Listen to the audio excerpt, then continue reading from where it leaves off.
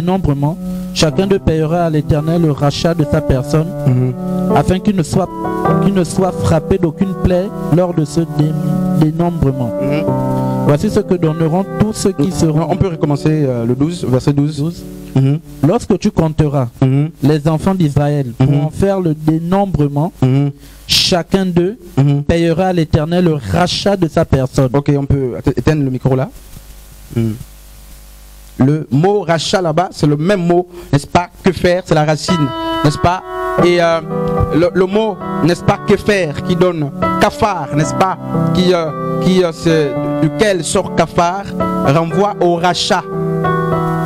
Et la poix en question avait cette définition, n'est-ce pas? Donc la poix servait, n'est-ce pas, à Noé de couvrir l'arche de l'intérieur et de l'extérieur, de sorte que l'eau ne rentre pas, n'est-ce pas? Et allons-y lire, n'est-ce pas, Job 34 à partir du verset 24, 33 à partir du verset 24.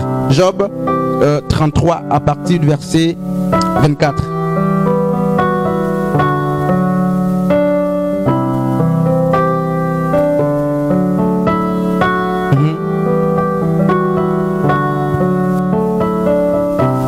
Job 33, verset 24.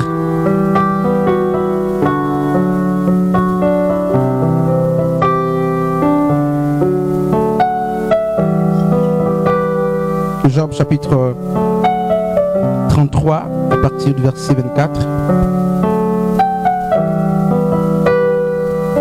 Job 33. Alors, Job 33 à partir du verset 24, je lis. Dieu a compassion de lui et dit à l'ange, délivre-le afin qu'il ne descende pas dans la fosse. J'ai trouvé une rançon. Voilà. Donc, voilà.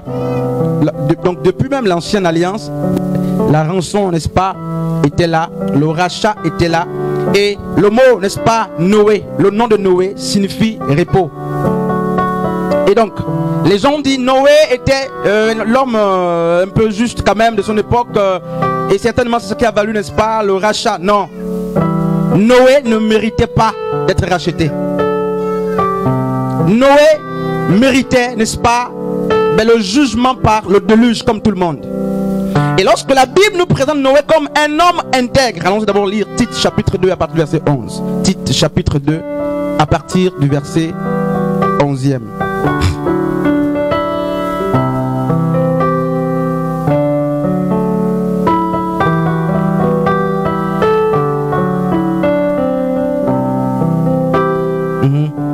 Tite 2.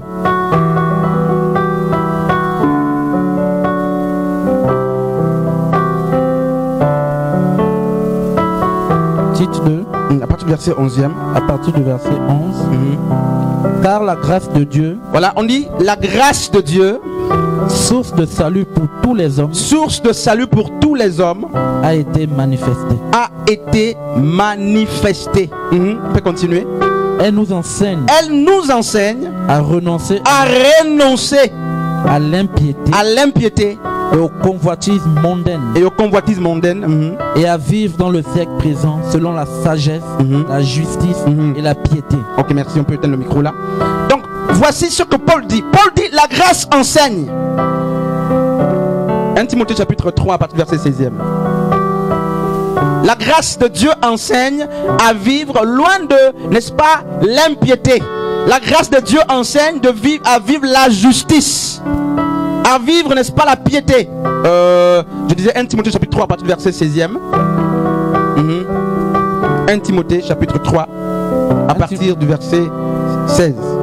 1 Timothée chapitre 3 à partir du verset 16.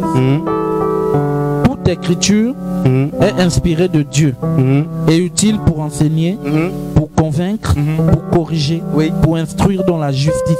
Ok, 2 Timothée chapitre 3 à partir du verset 16. 2 Timothée 3 16. Vous voyez la parole de Dieu. Évite les discours vains et profanes. Évite les discours vains et profanes, car ceux qui les tiennent avanceront toujours plus dans l'impiété. Et leur parole rongera comme la gangrène. Et continuer.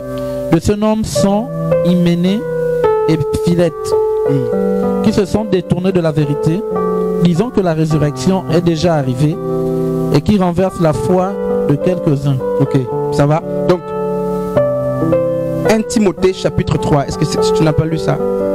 1 Timothée chapitre 3 à partir du verset 16.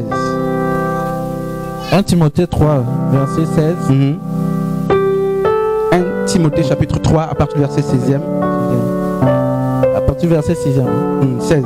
16. Toute écriture. Non, ça c'est... Tu es dans... Ah, 1 Timothée. Oui.